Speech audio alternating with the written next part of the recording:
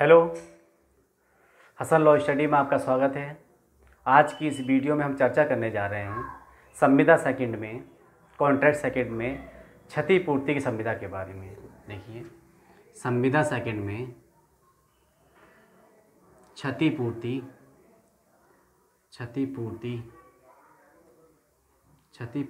की संविदा के बारे में। इसे क्षतिपूर्ति में कहते हैं इंडेमनिटी के बारे में, इंडेमनिटी के बारे में। अगर आप हमारे इस चैनल पर नए हैं तो मेरे चैनल नीचे रेड बटन दबाकर अभी सब्सक्राइब कर लें, बिल्कुल निःशुल्क है। मेरी इस वीडियो को लाइक करें, शेयर करें, कमेंट भी किया करें। क्षतिपूर्ति की संविदा। देखिए, क्षतिपूर्ति की संविदा है वो हानि की पूर्ति के लिए होती है। धारा 124 में परिभाषित है, संविदा अधिनियम की धारा 124 में से परिभाषित किया गया है और किसी भी क्षति की पूर्ति के लिए संविदा की जाती है।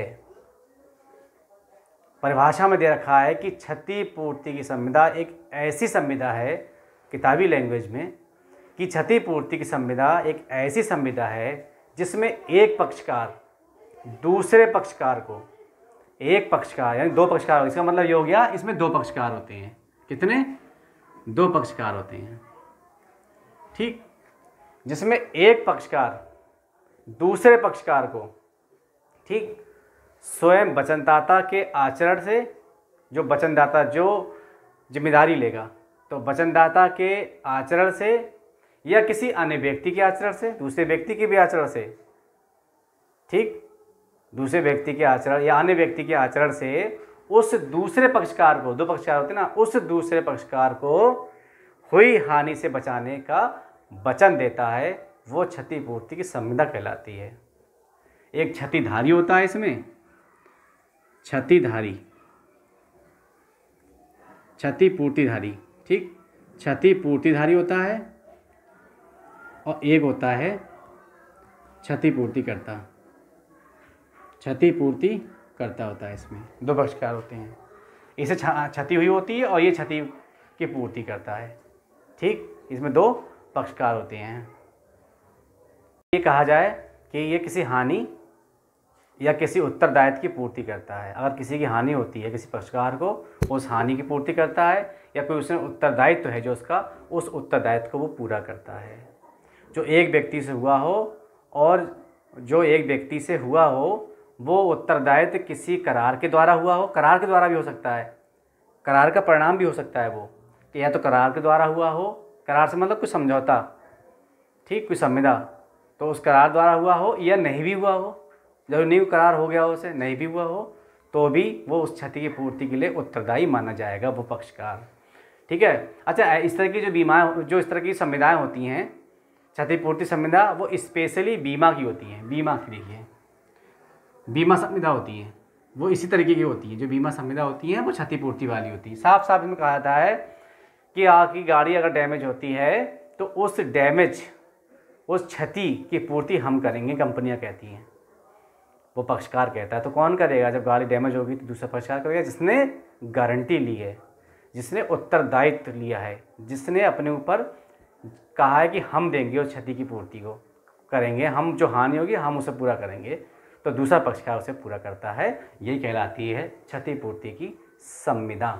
स्पेशली बीमा वाली संविधाएं होती हैं, ठीक। अच्छा, इसमें अंग्रेजों की सब जो विधि है, आंग्ल विधि है, भारतीय विधि से अगर तुलना की जाए आंग्ल विधि की, तो जो भारतीय विधि है वो क्षतिपूर्ति के मामले में थोड़ी संकीर्ण है, सीमित भाव में है, लेकिन जो इंग्लैंड की विधि है वो बहुत आगे है, विस्तृत है, ठीक। क्योंकि दिमाग में क्षतिपूर्ति की संविदा, अच्छा, क्षतिपूर्ति की संविदा जो होती है वो मौखिक भी हो सकती है और लिखित भी हो सकती है। मौखिक भी हो सकती है, लिखित भी हो सकती है, और विपक्षित भी हो सकती है। अभिव्यक्त और विपक्षित, अभिव्यक्त में लिखित और मौखिक दोनों होते हैं, और विपक्षित में ऐसा होता है कि कुछ बातें ऐसी होती हैं जिसमें हम स्वीकार कर लेते हैं बिना किसी मौखिक और लिखित के द्वारा भी। जैसे हम बस में चढ़े, अब बस में चढ़े तो हमें टिकट लेना पड़ेगा, ये समझौता हो गया। क्यों? हम बोले भी नहीं, कुछ नहीं कहा, क्यों? हम जैसे ही हम चढ़े, ये हमारा आचरण हो गया, आचरण के माध्यम से, हमारे एक्टिविटी के माध्यम से, कार्यों के माध्यम से संविदा अपने आप हो जाती है। अब हम बस में चढ़ेंगे, टिकट लेंगे, ये संविदा हो गई, ठीक। तो ये क्या कहलाती है? विपक्षित संविदाएँ।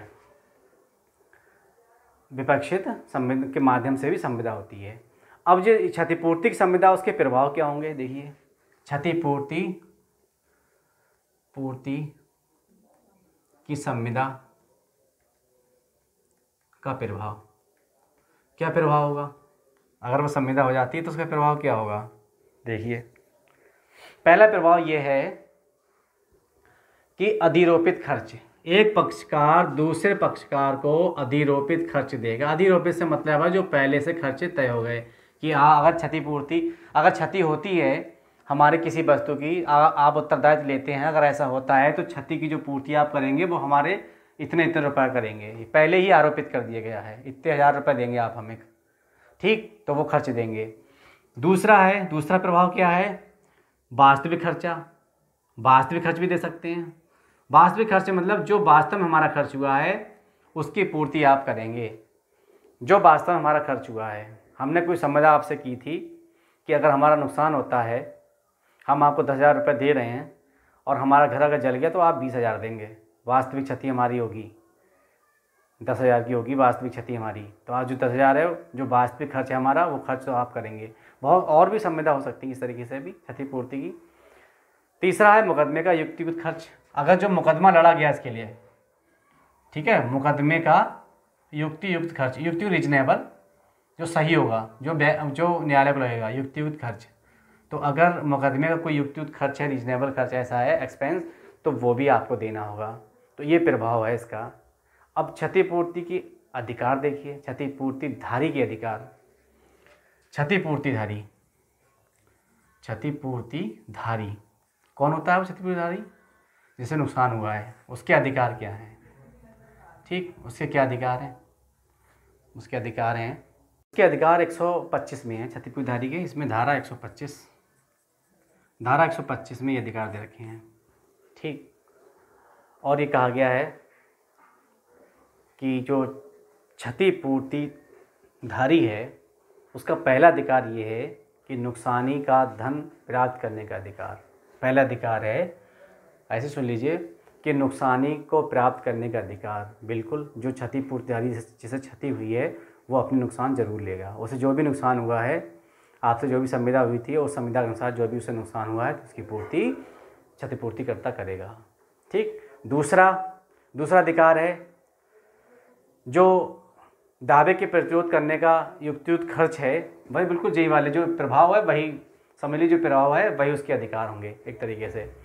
तो जो दावे का प्रतिरोध है, दावे के लिए जो भी खर्च हुआ है, जो मुकदमा लड़ा गया, उस खर्च को भी लेने का अधिकार क्षतिपूर्तिधारी के पास है, ठीक। दूसरा, वो शर्तें या समझौते के अनुसार जो धनराशि उसे प्राप्त होगी, उस धनराशि को प्राप्त करने के लिए भी क्षतिपूर्तिधारी का ये अधिकार है। तो 3 बातें जो प्रभाव वाली, वही इसकी लगभग अधिकार भी हैं।